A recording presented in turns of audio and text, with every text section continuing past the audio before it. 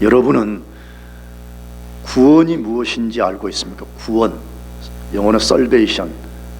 구원은 무엇을 의미하는지 알고 있습니까?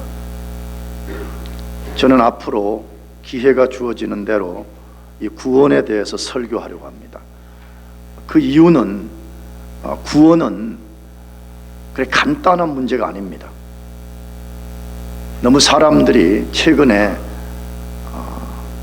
복음의 그런 장황한 것을 듣는 것을 싫어해가지고 아주 짧은 복음, 예수님은 당신을 사랑하십니다, 믿으면 구원받습니다, 이런 아주 짧은 복음에 익숙해가지고 구원의 그런 광대한 이야기들을 잘 모릅니다. 그래서 구원의 문제에 봉착하면 사람들이 흔들리기 시작하는 것입니다. 그러므로 우리가 기회가 주어진 대로 이 구원에 대한 이야기들을 좀 길게 해볼 생각입니다. 그런데 이 구원에 대한 이야기를 길게 하고 싶은 이유는 구원은 우리 인간에게 있어서 가장 긴급하고 최대의 문제이기 때문에 그렇습니다. 구원은 우리 인생에게 가장 긴급하고 가장 중요한 일입니다. 왜 그렇습니까? 소극적 이유와 적극적 이유를 말씀드리려고 그러는데, 소극적 이유는 구원받지 않으면 한 사람도 예외 없이 지옥에 가기 때문입니다. 최근에 목사들 중에서도 지옥이 없다라고 말하는 사람들이 있습니다. 하나님이 사랑이신데 왜 지옥을 만들어서 인간들이 고통받는 것을 보게 만드시냐, 지옥은 없다라고 말하는 사람들이 있습니다. 그런 사람들은 하나님을 반쪽짜리만 아는 것입니다. 요한일서에서 말하는 하나님은 사랑이라 이것만 알고 있는 것입니다. 하나님은 사랑이지만 동시에 거룩한 분입니다. 믿습니까? 그러므로 누구든지 거룩을 깨뜨리면, 다시 말하면 하나님의 공의를 깨뜨리면 그 공의에 합당한 징벌을 받아야 되는데, 하나님 자신이 공의를 성취하기 위해서는 반드시 지옥이 필요한 것입니다. 구원받지 아니하면 인간이 지옥에 떨어져서 영원한 형벌을 받기 때문에 우리가 구원받아야 되는 것입니다. 나가서 적극적 이유는 하나님이 그의 아들을 통해서 행하신 일 때문에 그래요. 그게 뭐지요?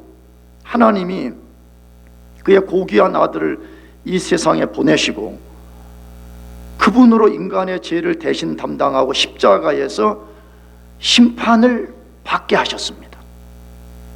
왜 그러신 거죠?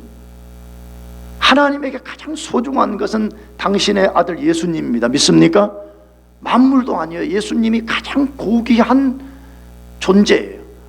근데 왜 그 아들을 이 세상에 보내셨고 그 아들이 십자가에서 처참하게 죽도록 하나님이 하셨냐 하는 것이에요. 뭐 때문이라고요? 인간의 죄를 대신 담당하고 하나님의 심판을 받음으로 인간을 죄에서 구원하려는 것 때문입니다. 그러므로 이 논리를 잘 생각해 보면 인간 구원은 최대 가장 긴급한 문제가 아닐 수 없음을 알 수 있습니다. 하나님이 천사도 타락했지만 천사 구원을 위해서 대속자를 보내지 않았습니다. 다시 말하면 자기 아들 보내지 않았습니다. 인간만 위해서 자기 아들을 보내셨습니다. 그렇다면 도대체 이게 얼마나 중요한 것이며 얼마나 긴급한 것인가를 우리가 알 수가 있습니다. 그렇다면 왜 인간은 반드시 구원을 받아야 됩니까? 왜 우리가 반드시 구원받지 않으면 안 되는 것입니까? 성경은 말씀합니다. 모든 인간이 하나님의 진노의 심판 아래 있기 때문이라고 말씀합니다. 모든 인간이 하나님의 진노의 뭐 아래 있다고요? 심판 아래 있다고 성경이 말씀합니다. 모든 인간이 하나님의 진노의 심판 아래 있다고 말씀합니다. 그 사실을 바울이 로마서 1장 18절에서 증거합니다. 하나님의 진노가 불의로 진리를 막는 사람들의 모든 경건치 않음과 불의에 대하여 하늘로 쫓아 나타나나니라고 되어 있습니다. 자, 이 말씀을 잘 들어보세요. 왜 많은 사람들이 이러한 복음을 전하면 매우 싫어합니다. 예수 믿으면 복 받고 예수 믿으면 놀라운 인생의 꿈이 펼쳐진다, 이런 이야기를 하지 왜 자꾸 우리를 괴롭히냐는 거예요. 왜 인간이 하나님의 진노의 심판 아래 있다, 자꾸 왜 그런 메시지를 전하냐고 말하는 거예요. 그런데 성경이 그렇게 말하고 있어요. 모든 인간은 하나님의 진노의 심판 아래 있다고.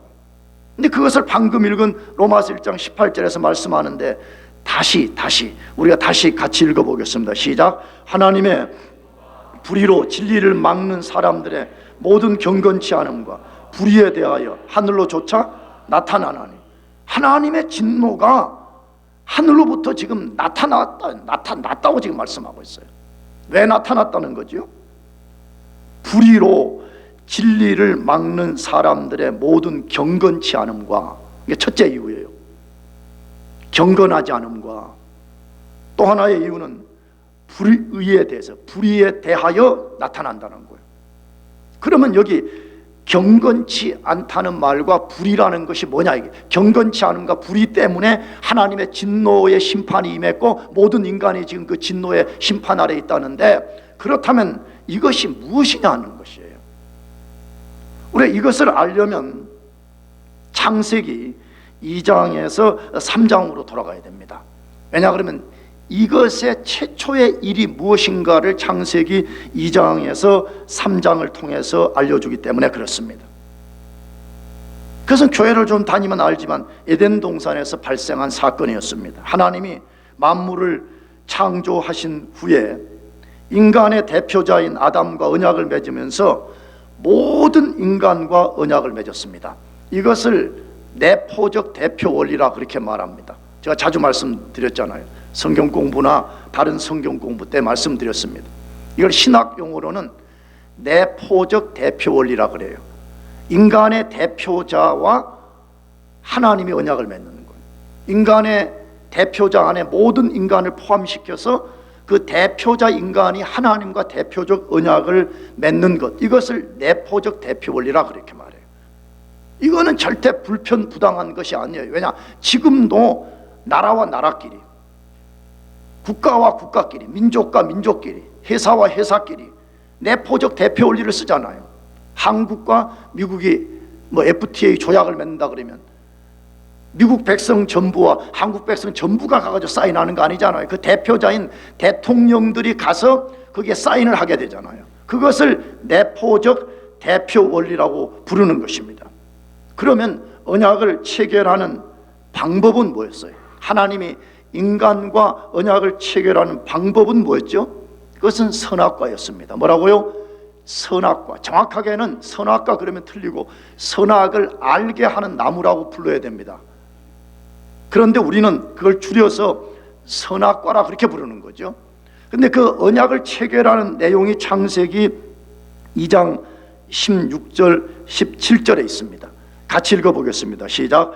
여호와 하나님이 명하여 가라사대 동산 각종 나무의 실과는 네가 임의로 먹되 선악을 알게 하는 나무의 실과는 먹지 말라.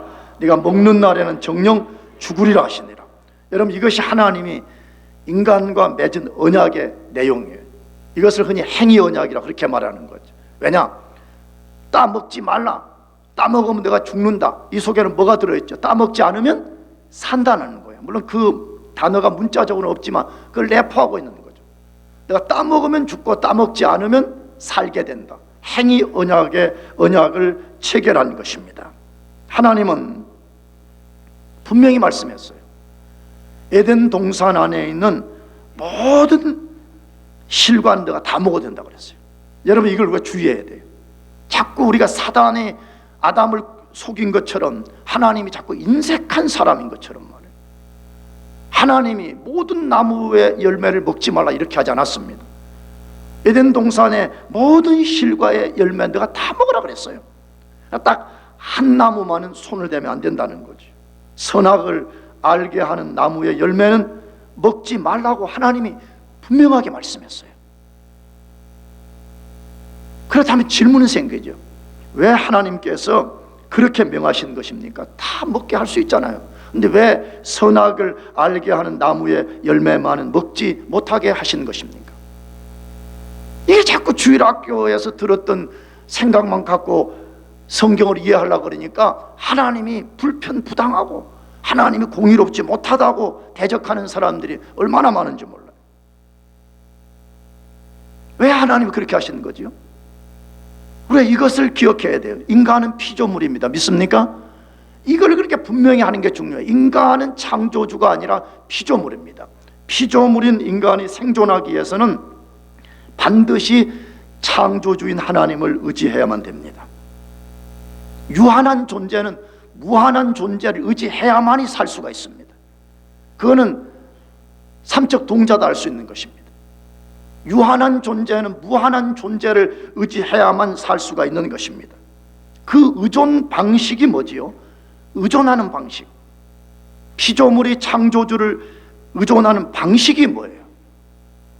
그것은 말씀에 순종하는 것입니다. 하나님 말씀에 순종하는 것입니다. 믿습니까? 하나님 말씀에 따먹지 말라고 하면 따먹지 않는 것, 따먹으라고 하면 따먹는 것. 하나님 말씀에 순종하는 것입니다. 그러나 불행하게도 인간은 따먹지 말라는 말씀에 순종치 못하고 그 열매에 손을 대게 되었습니다. 왜 그랬습니까? 왜 선악을 알게 하는 나무의 열매를 따먹게 되었습니까? 왜 그랬어요? 왜 이거 따먹게 되는 거예요? 사단의 유혹을 받아들인 아담이 하나님처럼 되고 싶었던 것입니다. 누구처럼 되고 싶었다고요? 하나님처럼 되고 싶었던 것이에요. 하나님을 의지하는 삶이 아니라 자기가 자신 안에 있는 자원을 가지고 사는 삶을 선택한 것입니다. 나는 이제 하나님 의지하고 나 이런 거 필요 없다는 거예요. 나는 내 자원을 가지고 내가 살 수 있습니다 라는 것을 선택하게 된 것입니다. 그래서 선악과에 손을 대게 된 것입니다. 그 결과는 무엇입니까? 그것은 하나님 말씀대로 정령 죽는 것입니다. 하나님 분명히 이것을 따먹으면 정령 죽는다고 말씀했습니다. 그것을 따먹는 순간에 인간은 하나님의 진노의 심판 아래 떨어지고 말았습니다. 그 순간, 아니 점점 떨어지는 것이 아니라 선악과를 따먹는 그 순간에 하나님의 진노의 심판 아래 떨어져 버린 것입니다. 하나님의 진노의 심판 아래 떨어진 결과가 무엇이죠? 그것은 인간은 죽음의 존재가 되었습니다. 무슨 존재요? 죽음의 존재. 죽음. 단 한 사람도 피해갈 수 없는 이 죽음의 존재가 된 것입니다. 나가서 하나님과 원수된 존재가 되었습니다. 선악과를 따먹는 순간에 인간은 하나님과 원수 관계에 돌변해 버렸습니다. 하나님을 피해서 도망하는 존재가 되었습니다.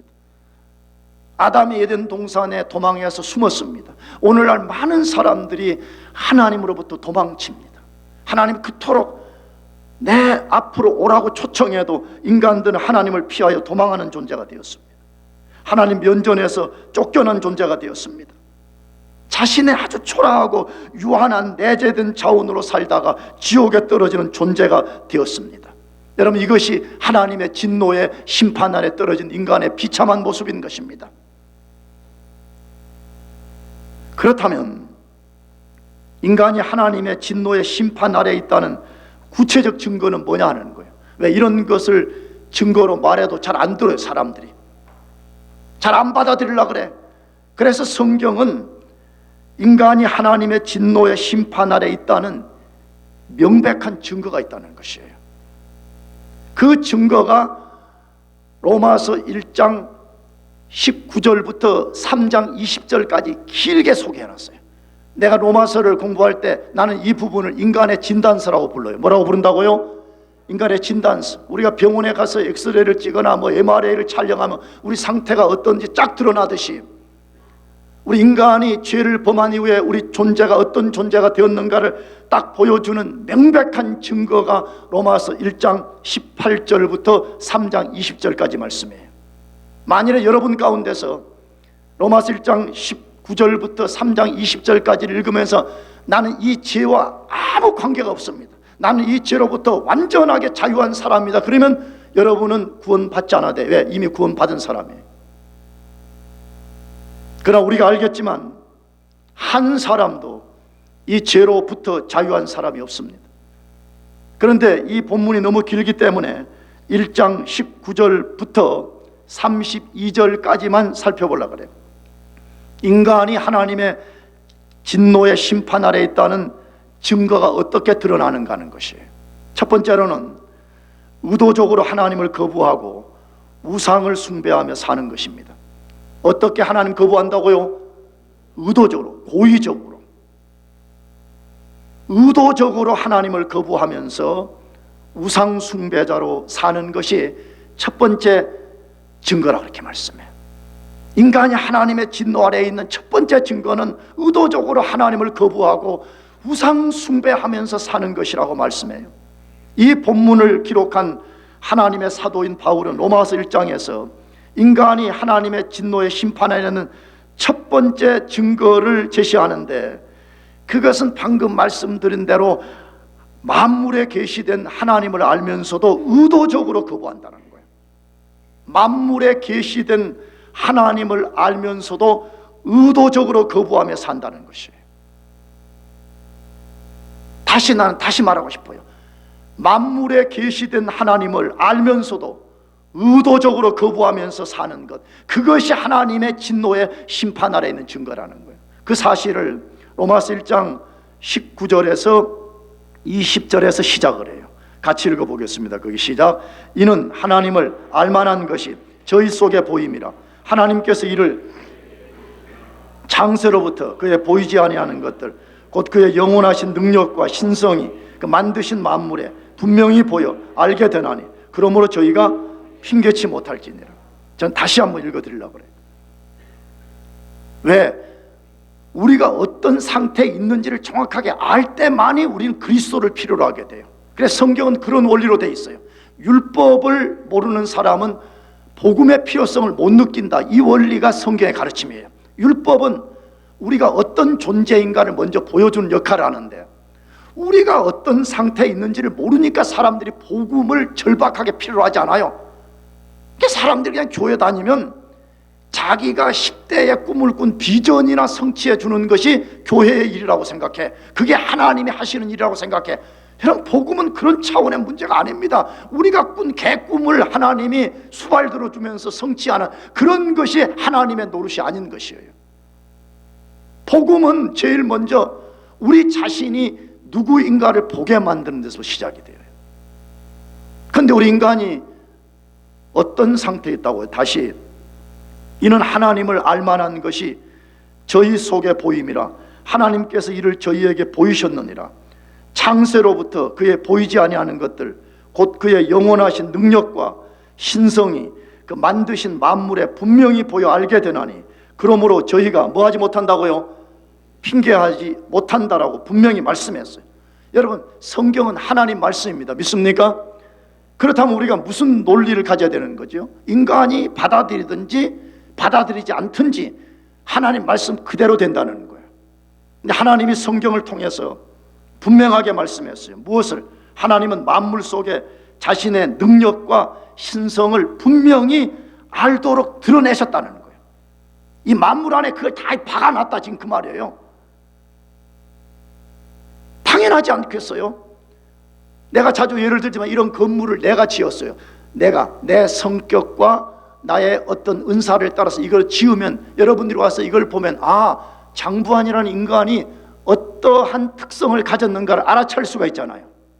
하나님 자신이 만물을 창조하시면서 만물 안에 자신의 능력과 신성을 다 속속하게 그게 박아놨기 때문에 만물을 우리가 자세하게 생각하고 들여다보면 신이 존재하고 신에 의해서 만물이 창조되었다는 것을 분명히 알 수 있다고 말해요. 이걸 신학 용어로는 일반 계시라고 그렇게 말해요. 무슨 계시요? 일반 계시.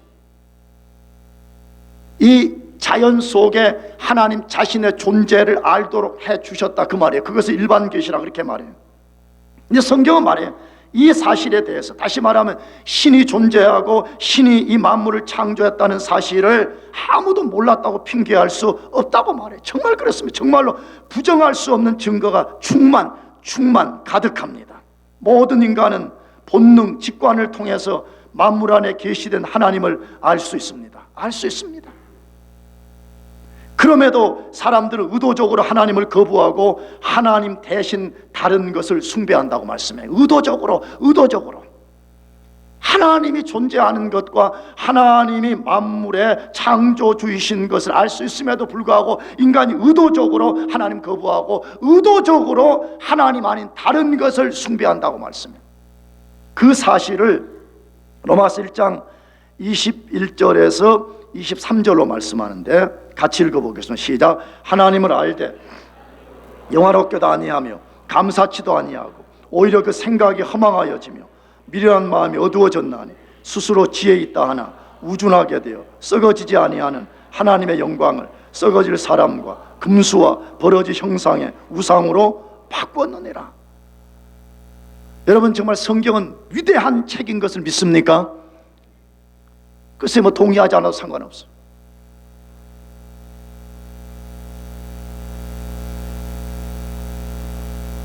나는 내가 이해한 성경은 참으로 놀라움을 금치 못한다는 거예요. 왜 그렇지요? 어떻게 세상 사람들이 행하는 일을 그렇게 정확히 말할 수 있냐는 것이. 꼭 성경의 기자가 각 사람들을 속속하게 다 들여다보고 그 사람의 상황을 쓴 것처럼 이렇게 어떻게 정확하게 말할 수 있냐는 것이. 지금 방금 읽은 이 모습은 우리 인간의 모습을 그대로 적나라하게 보여주는 거잖아요. 사람들이 만물을 통해서 하나님을 알 수가 있음에도 불구하고 의도적으로 거부하고 하나님 외에 다른 것들을 의도적으로 섬긴다라고 말씀하고 있습니다. 나는 며칠 전에 한국의 어떤 TV를 보면서 요즘 뭐 날씨가 좋아져가지고 사람들이 많이 가을날들이 많이 다닌다고 그래서 그 뉴스에 그 인터뷰하는 기자가 인터뷰를 했더니 어떤 여자분이 막 너무 아름다워요 막 그러면서 이건 자연이 우리에게 준 선물이요 이렇게 말하더라고. 뭐가 준 선물이라고요? 자연이 우리에게 준 선물이에요. 그래서 저는 충분히 이해했습니다. 그걸 모르기 때문에 자연이 줬다는 거예요. 자연이라는 선물을 줬다는 것이에요. 여러분, 이것이 인간의 모습인 것이에요. 이 아름다운 만물을 창조하신 그 하나님이 아름다운 자연을 줬다고 말하지 않고 자연이 아름다운 자연을 줬다라고 말하는 것이에요. 여러분, 최고의 지성인들이 하나님의 존재를 부정하는데 최선봉에 서 있습니다. 가장 뛰어난 두뇌 집단이라고 하는 사람들이 하나님을 거부하는데 최선봉에 서 있음을 우리는 알고 있습니다. 왜 그런 것입니까? 왜 만물에 계시된 하나님을 알면서도 그런 행위를 일삼는 것입니까? 죄 때문입니다. 뭐 때문이라고요? 죄 때문입니다. 여러분, 죄를 만만하게 보면 안 됩니다. 내가 자주 말씀드리지만 죄는 단순히 내가 남을 미워했냐 안 미워했느냐 지금 그런 차원의 문제가 아닌 것입니다. 나는 이런 생각을 해요. 종종 만약에 죄가 그런 아주 소소한 그런 차원이라면 하나님이 그의 아들을 이 세상에 보냈을까 하는 그런 생각할 때도 있어요. 죄는 그런 차원의 문제가 아닙니다. 여러분 잘 보세요. 아담과 하와가 죄를 범하게 한 그 악은 하나님을 대적하고 하나님을 철저히 싫어하는 성향을 갖게 만들었습니다. 어떻게 인간이 하나님의 형상대로 지음을 받았는데 어떻게 하나님을 대적할 수 있어요? 어떻게 하나님의 턱 밑에 그 반역의 칼을 겨눌 수가 있어요? 어떻게 하나님이 창조한 이 세상에 발을 딛고 살면서 하나님을 부인하고 하나님 아닌 다른 것을 하나님이라고 섬길 수가 있는 것이에요? 여러분, 그것은 죄 때문입니다. 뭐 때문이라고요? 죄의 악한 성향 때문에 그런 것입니다. 그래서 아담 하와가 가졌던 그 악의 성향이 인류의 후예들인 우리 모두에게 그 성향이 그대로 와 있는 것입니다. 그래서 하나님이 자연 계시를 통해서 자신을 알도록 만들어 주셨음에도 불구하고 인간들이 거부하는 것이에요. 왜? 하나님이 싫은 거예요. 하나님 자체를 듣기 싫어하는 거예요. 나는 진짜 그래요. 영광교회 오신 여러분들 모두가 예수 믿고 진짜 구원받기를 축복합니다. 내가 많은 사람들을 만나. 뭘 만나느냐? 교회 다른 행사들 좋아해요. 가서 뭐 목장에 밥도 먹고 뭐 시시껄렁하게 놀고 뭐 교회 액티비티 한다고 눈이 반짝반짝해. 그러나 복음에 대해서는 전혀 이해하지 못해. 복음이 무엇인지 자체를 이해하지 못하는 그런 상태. 그래 복음을 말하면 그때부터 싫어하는 거예요. 왜? 그 속에 변화되지 않은 자연인의 악한 성향이 남아 있어가지고 하나님이라는 말을 들으면 듣기가 싫은 거예요. 예수라는 말을 하면 듣기가 싫은 거예요.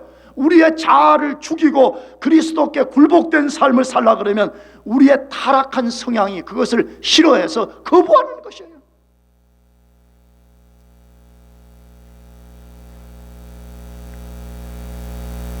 왜 사람들은 만물에 계시된 하나님을 알면서도 그런 패역한 행위를 행하는 것이에요? 죄가 인간의 생각을 허망하게 만들고 미련한 마음을 더욱 어둡게 만들기 때문이라고 방금 읽은 성에 그렇게 말했어요. 이 죄의 성향은 인간의 생각을 어떻게 만든다고요? 허망하게 만들어버려요. 그래서 인간들이 자꾸만 헛된 것을 추구하는 거예요. 나는 기도할 때 여러분에게 그 기도 많이 해요. 하나님, 이 성도의 삶이 헛된 수고 되지 않게 해주십시오. 여러분 인생이 부단하게 애를 썼는데 헛된 수고하면 그것만큼 억울한 게 어디에 있어요? 성경은 헛수고가 있다고 분명히 말하잖아요. 근데 인간들은 죄 때문에 허망한 것을 쫓는다는 거예요. 나가서 미련한 마음을 더욱 어둡게 만들어버려요. 인간은 죄 때문에 이미 어두워져 있어요. 그런데 자꾸 죄에 사로잡혀서 더 어두운 다시 말하면 영적 무지의 상태로 돌아간다 그렇게 말해. 그러므로 죄는 인간을 무지하게 만들고 무지가 곧 죄예요. 믿습니까? 그러므로 교회 다니면서 복음을 모르고 다시 말하면 성경을 이해하지 못하고 성경에 계시된 하나님을 알지 못한 채 무지하게 사는 자체가 죄라는 것을 알아야 돼. 나는 대학부 이상의 성도들이 구성된 교회를 목회하기 때문에 굉장히 내가 특권을 가진 것 같아. 왜? 여러분들이 굉장한 지성인들이잖아요. 그 안타까운 거 있어. 뭐 안타까우냐?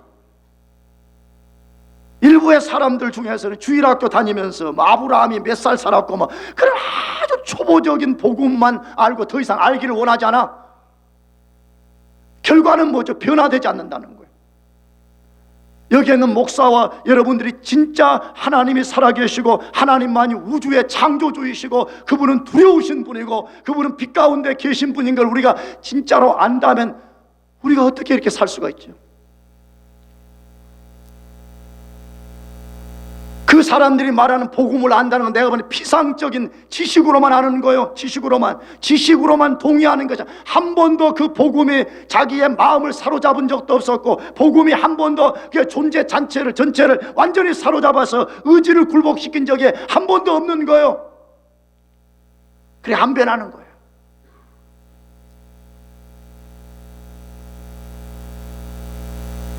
계속 무지한 상태에 있는 거예요. 그렇기 때문에 하나님을 인정하지 않을 뿐만 아니라 우상 숭배자가 되는 것이에요. 하나님을 다른 것으로 대체해서 그것을 하나님이라고 섬기는 것이에요. 여러분 그것은 문자적 우상이 실제 될 수 있어요. 문자적으로 실제 하나님 아닌 것을 김일성 동상 같은 것을 우상이라고 섬길 수도 있는 거지요. 그러나 교회를 조금만 다니면 그런 것을 하나님이라고 섬기는 어리석은 사람 아무도 없잖아요. 그러나 골로새서 3장 5절 이하에 또 다른 우상이 있다고 말하잖아요. 우리 마음의 우상도 있다고 말해. 그 우상이 무엇이에요? 자기 자신이에요. 자기 자신을 우상으로 섬겨요. 명예. 어떻게 하면 이 세상에서 높아질 것인가? 그것만이 내 존재를 지탱하는 것이라고 여기는 사람들. 학위를 따는 것이 잘못된 것이 아니지만 잘못된 목적을 갖고 따면 그것이 우상이 된다는 거예요. 내가 자주 말씀드리지만 목표와 목적을 분명히 해야 돼요. 아멘이지요? 인생의 목표는 여러분들이 죄 짓는 것 아니면 뭐든지 세울 수가 있어. 다시 말하면 내가 뭐 박사가 된다, 교수가 된다, 뭐 의사가 된다, 무슨 뭐 기능공이 된다. 그건 다 목표인 거잖아. 목표는 내가 어떤 거든 세울 수가 있어요. 근데 문제는 목적이 뭐냐는 거예요. 내가 뭐 때문에 박사 되고, 뭐 때문에 내가 교수 되고, 뭐 때문에 내가 의사 되고, 뭐 때문에 내가 기능공이 되려냐는 거예요. 만약 그 목적이 잘못되면 여러분의 목표는 우상이 될 수 있다는 것이에요. 돈이 우상인 사람, 외모가 우상인 사람, 특별히 이 시대는 길게 설명 안 해도 여러분 알 거예요. 얼마나 외모 지상주의에 빠져서 이것이 우상화 되어버렸는가 하는 것이에요. 섹스, 돈, 외모, 섹스밖에 모르는 인간들 말이에요. 세상, 이 모든 것들이 그 사람이 섬기는 우상이 되었다 그렇게 말씀해요. 여러분, 이것이 바로 모든 인간이 하나님의 진노의 심판 아래 있다는 증거가 아니고 무엇이에요? 이건 결코 지어낸 이야기가 아니에요. 하나님의 진노의 심판 아래 있는 인간들이 드러내는 증상들이라 그렇게 말씀하는 것이에요. 두 번째로 하나님의 진노의 심판 아래 있다는 증거가 무엇입니까? 육신의 욕망을 따라 주님의 뜻과 정반대된 삶을 사는 것입니다. 육신의 더러운 욕망을 따라서 주님의 뜻과 정반대되는 삶을 사는 것입니다. 인간이 하나님의 진노의 심판 아래 있다는 또 다른 증거들을 사도 바울은 제시하고 있습니다. 그것이 무엇인 줄 알아요? 그것은 내어버렸다는 것입니다. 뭐 했다고요? 그냥 내어버렸다는 거예요. 내어버려 두사 이렇게 되어 있어요. 내어버렸다. 다시 말하면 자기 마음대로 살도록 버려버린 것입니다. 무서운 말이죠. 우리는 하나님의 심판 그러면 하늘에서 이렇게 벼락이 떨어지고 하늘에서 막 가공할 물리적인 어떤 것만을 심판으로 생각하는데, 하나님은 로마서를 통해서 하나님의 심판은 그것도 심판의 방법이지만 하나님의 심판의 가장 무서운 것 중에 하나는 그냥 내버려 둔다는 거예요. 뭐 한다고요? 뭐 해요? 그냥 내버려 둔, 내 마음대로 살아라는 것이에요. 그것을 1장 24절에서 28절까지 해서 세 번에 걸쳐서 반복해서 말해요. 제가 읽어볼게요. 24절 상반절에 그러므로 하나님께서 저희를 마음의 정욕대로 더러움에 뭐하사? 내어버려 두사. 26절 상반절에 이를 인하여 하나님께서 저희를 부끄러운 욕심에 뭐해 두사? 내어버려 두사. 28절 상반절에 또한 저희가 마음에 하나님 두기를 싫어하며 하나님께서 저희를 그 상실한 마음대로 뭐 한다고요? 내어버려 두사. 여러분, 이 세 번의 반복된 말씀을 통해서 뭘 배우게 돼요? 인간이 자기 마음대로 죄를 지으며 사는 것은 절대로 자유인의 증거가 아니에요. 인간이 자기 마음대로 사는 것은 자기가 자기 자신에 대해 주권자라는 증거가 아니에요. 그럼 무슨 증거죠? 그 사람은 하나님의 진노의 심판 아래 던져진 존재라는, 던져져서 버려진 존재라는 것을 증명하는 것입니다. 사람들은 그렇게 말해요. 내 마음대로 산다고. 내 인생 내 마음대로 산다, 그렇게 말합니다. 그러나 그것은 절대로 자유인도 주권자라는 증거도 아닌 것입니다. 그 사람은 하나님의 진노의 심판 아래서 던져져 버렸어요. 나가서 하나님을 또 완전히 그냥 버려요. 너 마음대로 살아라, 너 마음대로 살아라고 하나님이 버려버린 존재라고 말씀하고 있습니다. 여러분, 이것보다 무섭고 비참한 상태가 어디에 있겠습니까? 하나님으로부터 버림을 받아요. 우리는 부모와 자식 관계에서, 직장 안에서, 사회로부터 버림받는다고 하면 그 비참함이 얼마나 큰 것인지 알기 때문에 버림받지 않으려고 우리가 얼마나 안간힘을 써요. 그런데 인간이 하나님으로부터 버림을 받았다는 것은 그 비참함을 어떤 말로도 다 표현할 수 없는 것입니다. 아까도 말씀드렸어요. 사람들은 하나님의 심판 그러면 자꾸 물리적인 것만 생각해. 저기 지금 뭐 카리브 해협에 불어오는 그런 뭐 태풍 뭐 그런 식으로 사람을 확 쓸어버린 것만, 그런 식으로만 자꾸 생각해. 근데 로마서는 한 곳도 그런 말씀으로 심판을 말씀하지 않아요. 하나님의 진노의 심판은 인간을 그냥 버려둔다는 거예요. 내 마음대로 하라는 거예요. 내 마음대로 살라는 거예요. 무슨 말이에요? 우리가 죄를 짓고 파멸의 길을 가는데도 하나님 안 말려준다는 거예요. 여러분, 이게 얼마나 비참한 건지 알아요? 성경에서요 자꾸 우리 보고 자아를 죽이라, 옛사람의 성품을 자꾸 죽이라고 하는 것은요 우리로 해받지 않게 하려고 그래요. 아멘.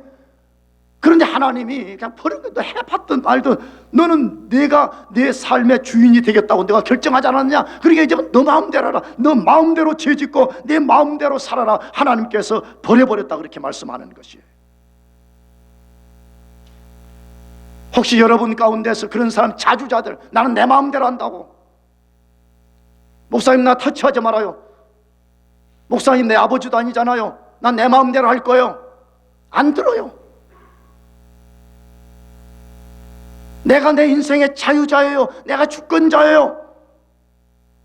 여러분 그런 사람은요 어떻게 보면요 버림받은 사람들, 자기 마음대로 사는 것이.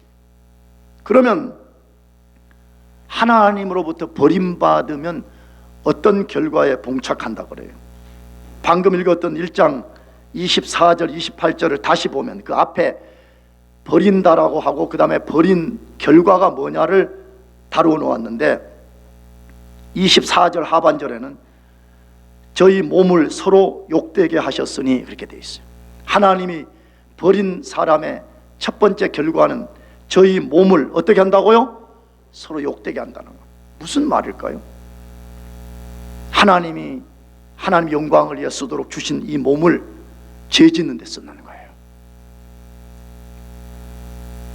두 번째로 26절 하반절에서는 버림받은 사람의 두 번째 특성은 뭐예요? 곧 저희 여인들도 순리대로 쓸 것을 바꾸어 영리로 쓰며 이와 같이 남자들도 순리대로 여자 쓰기를 버리고 서로 향하여 음욕이 부릴 듯하며 남자가 남자로 더불어 부끄러운 일을 향하여 저희의 부끄러운 일을 향하여 저희의 그릇 때문에 상당한 보응을 그 자신에 받았느니라. 무슨 말이죠? 하나님이 인간을 창조하면서 섹스, 이 성을 결혼 안에서 잘 쓰도록 선물로 주셨습니다. 할렐루야. 근데 그것을 결혼 안에서 쓰지 않고 아주 부도덕한 음행의 방법으로 쓰는 거예요. 내가 다시 도전해요. 10대 20대 젊은이들이 많기 때문에 남녀 간의 데이팅 깨끗하게 해요. 아멘. 어떻게 그리스도인들이 말도 되지 않는 방식으로 연애를 하지? 목사님 너무 심합니다. 만약 심하다고 여기는 사람들이 있다면 여러분 반드시 잠언서를 가서 읽어요. 결혼은, 성은 결혼 안에서만 하나님이 쓰도록 우리에게 주신 선물이에요. 결혼 밖에서 이것을 쓰면 이 모든 것은 하나님의 창조의 원리를 거스리는 것이라 그렇게 말해요. 그런데 인간이 버림을 받은 특성이 뭐냐? 순리대로 쓸 것을 뭘로 한다고요? 바꾸어 영리로 쓴다는 거예요. 남자와 여자가 결혼해서 그 안에서 성을 사용해야 되는데 만족이 안 되는 거예요.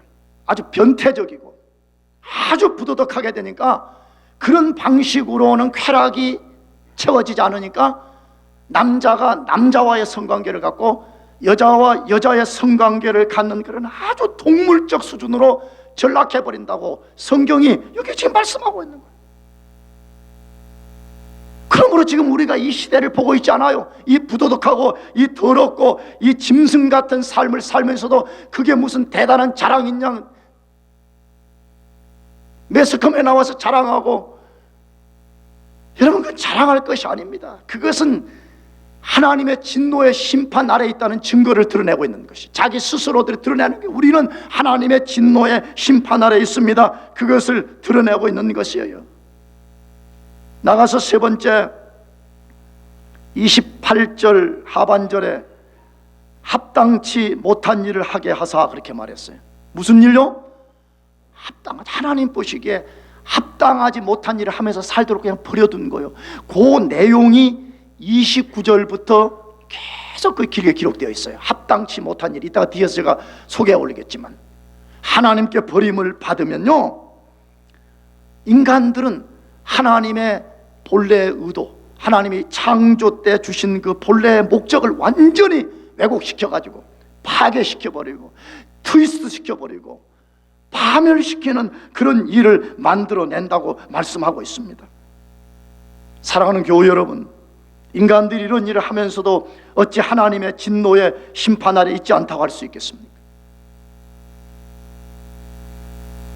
더 많은 증거가 뭐가 필요해요?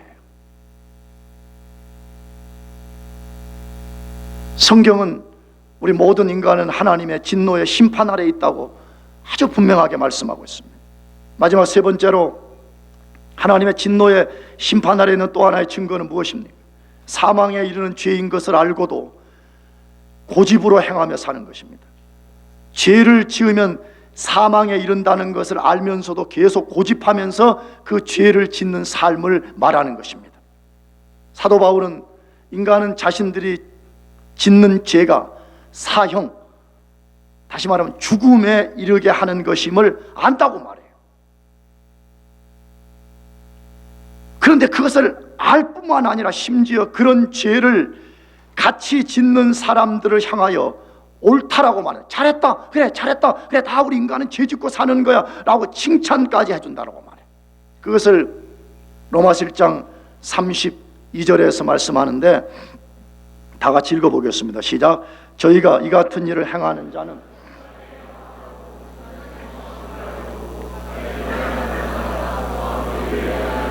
옳다 하느니라.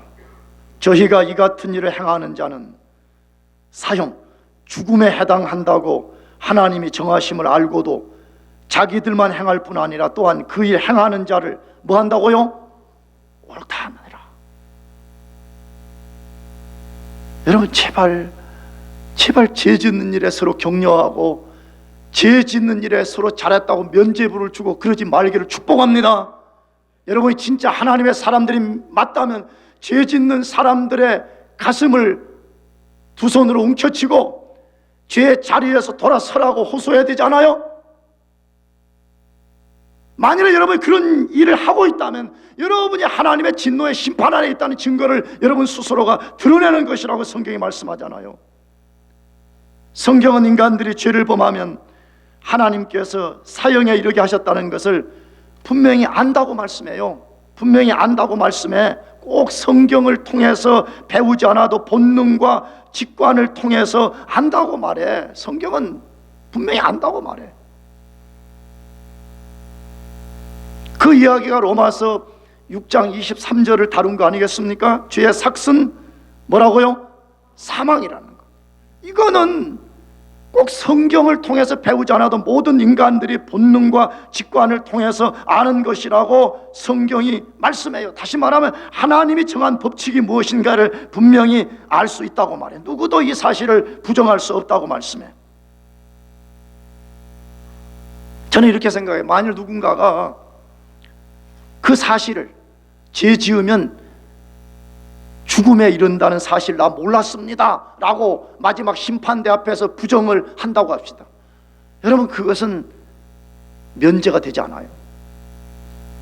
잘 생각해보세요. 우리가 여기서 내가 자주, 난 요즘은 안 그러는데 옛날에 내가 스피드 강의였다고, 별로 목사가 이런 건 안 좋지만 성격이 빨빨 가야 돼.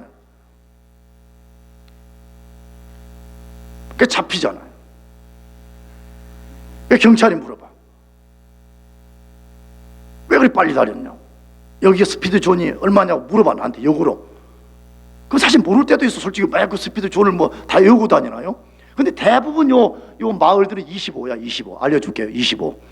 25마일이에요. 근데 간혹 또 이제 얄팍하게 나 잘 몰랐다 그래요. 내가 이 스피드 리밋이 얼마나 잘 몰랐다 그러면 경찰이 충성 몰랐군요. 가십시오. 이렇게 안 해요. 정확하게 알려줘요. 여기는 25입니다. 면제되지 않아요. 몰랐다는 말이 면제되지 않아요. 하나님의 심판대 앞에 섰을 때 하나님 나는 그런 법칙이 있었는지 몰랐습니다. 면제되지 않는다고 말해요. 그렇다면 죽음에 이르게 하는 이 같은 죄는 어떤 것들이 있다고 말해요. 다시 말하면 하나님의 진노의 심판 아래 있는 인간들이 그 진노 아래 있다는 증상으로 드러내는 죄들이 뭐냐는 것이에요. 로마서 1장 29절에서 31절 말씀인데 또 같이 한번 읽어보겠습니다. 시작. 곧 모든 불의, 추악, 탐욕, 악의가 가득한 자요, 시기, 살인, 분쟁, 사기, 악독이 가득한 자요, 수근수근하는 자요, 비방하는 자요, 하나님의 미워하시는 자요, 능욕하는 자요, 교만한 자요, 자랑하는 자요, 악을 도모하는 자요, 부모를 거역하는 자요, 우매한 자요, 배약하는 자요, 무정한 자요, 무자비한 자. 여기 21가지의 죄악이 기록되어 있습니다. 그러나 이것이 죄의 전부라고 말하지 않습니다. 인간들이 가장 밥 먹듯이 범하는 죄를 여기 열거해 놓은 거예요. 나는 여러분에게 도전해, 저 자신에게 도전하는 것이에요. 여러분이 21가지 죄와 아무 관계가 없는 사람들이 있다면 여러분은 예수님 믿지 말아요. 여러분 구원받을 필요도 없어요.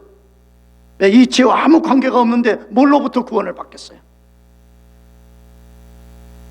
그러나 만일에 이 21가지 죄악에 여러분이 하나라도 걸려든다,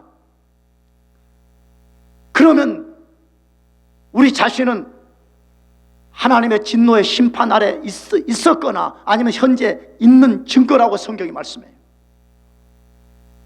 그러나 성경은 우리가 21가지 죄만 짓는다고 말하지 않아요. 로마서 3장 10절에서 18절은 더 많은 또 다른 죄를 우리에게 소개해요. 다 같이 읽어보겠습니다. 시작. 기록한 바 의인은 없나니 하나도 없으며 깨닫는 자도 없고 하나님을 찾는 자도 없고 다 치우쳐 한 가지로 무익하게 되고 선을 행하는 자는 없나니 하나도 없도다. 저희 목구멍은 열린 무덤이요 그 혀로는 속임을 베풀며 그 입술에는 독사의 독이 있고 그 입에는 저주와 악독이 가득하고 그 발은 피 흘리는데 빠른지라 파멸과 고생이 그 길에 있어 평강의 길을 알지 못하였고 저희 눈앞에서 하나님을 두려워함이 없느니라 함과 같으니라.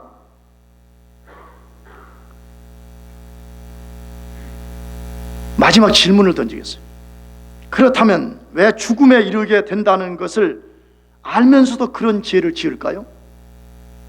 왜 이런 죄를 지으면 사형, 죽음에 해당한다는 것을 알면서도 계속 이 죄를 짓는 것이에요? 고집 때문입니다. 뭐라고요? 고집. 이게 무슨 고집인지 알아요? 여러분, 죄의 특성 중에 하나가 고집이에요. 고집. 다시 말하면 하나님이 너 이렇게 하면 이거 잘못이다라고 말씀해줘요. 그래서 자기 고집을 피우는 거예요.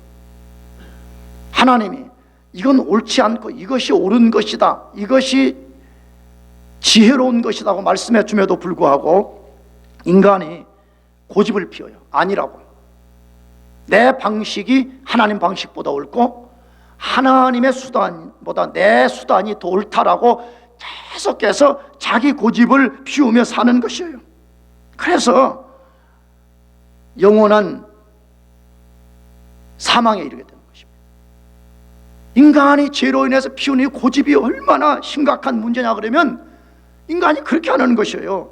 하나님이 너 회개하고 돌아오느라 그러면 살 길이 있다라고 말해. 그럼에도 불구하고 사람들은 뭐라고 말하느냐? 나는 회개하고 하나님께 무릎을 꿇으니 차라리 지옥을 가겠다.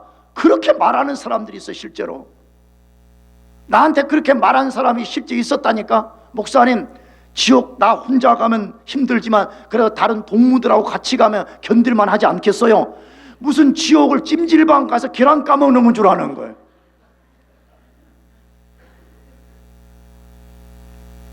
말은 이렇게 안 하지만 실제 많은 사람들이 고집을 피우는 거예요. 나는 끝까지 내 방식대로 살겠습니다.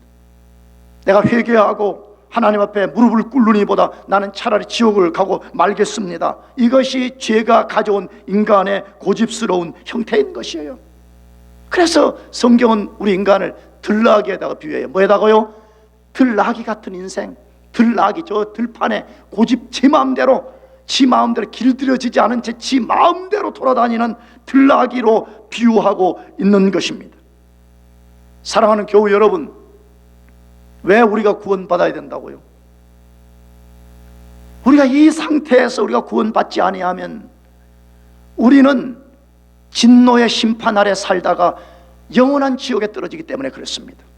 나는 여러분에게 도전해. 여러분은 정말 이 하나님의 진노의 심판으로부터 진짜 구원받았습니까? 아멘으로 대답하는 거 내가 나쁘다고 생각하지 않아요. 그래서 진지하게 생각해봐요. 나는 최소한 그래. 구원이 무엇인가, 복음이 무엇인가 여러분이 더 깊고 폭넓게 들어보고 진짜 나는 하나님의 진노로부터 구원을 받은 사람인가, 아니면 나는 종교인으로 나는 살고 있는 사람인가, 이걸 잘 분별하고 여러분 중에 단 한 사람이라도 하나님의 진노의 심판 아래 있다면 그 진노의 심판으로부터 구원받기를 축복합니다. 기도하겠습니다. 우리 다 같이 자리에서